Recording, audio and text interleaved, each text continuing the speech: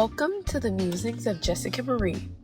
In order to preserve our rich history, I'm starting a historical spotlight to showcase some of the great inventors, scientists, revolutionaries, and figures of my ancestry. Today's spotlight is all about Ida B. Wells. Ida B. Wells, formerly known as Ida B. Wells Barnett, was born on July 16, 1862 in Holly Springs, Mississippi as a slave during the Civil War. She was the oldest daughter of James and Lizzie Wells and grew up to be a prominent journalist, activist, and researcher who challenged sexism, racism, and violence experienced by Black Americans throughout the South. She wasn't the first in her family to stand up against injustice, as her parents were politically active in Reconstruction-era politics. They also instilled in her the importance of education, which led to her becoming an excellent writer. Unfortunately, she lost both of her parents and her baby brother to a yellow fever epidemic that hit her hometown in 1878.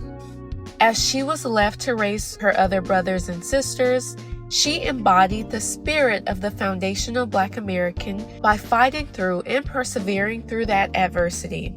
She decided to work hard to keep her family together by becoming a teacher and moving everyone to Memphis, Tennessee in hopes of better living conditions, wages, and opportunities. During that tumultuous time, Black Americans suffered unfair treatment that often included harassment, financial deprivation, and even death in some cases.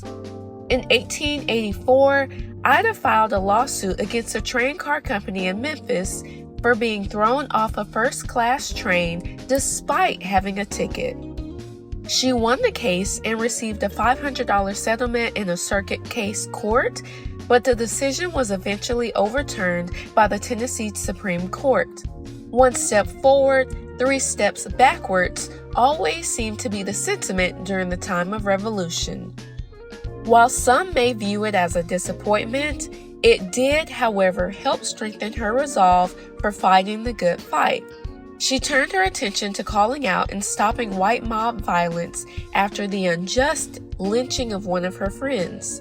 She questioned the reasons for all the lynchings and set out to investigate several cases which were published in a pamphlet with the name Lola. Unfortunately, the same mob violence she worked hard to expose turned against her after her expose about an 1892 lynching. The locals became enraged, threatened her, and burned her newspaper press down. She was thankfully in New York at the time of the incident, which more than likely saved her life.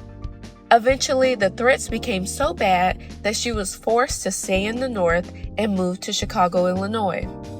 Despite moving, her work against injustice didn't skip a beat.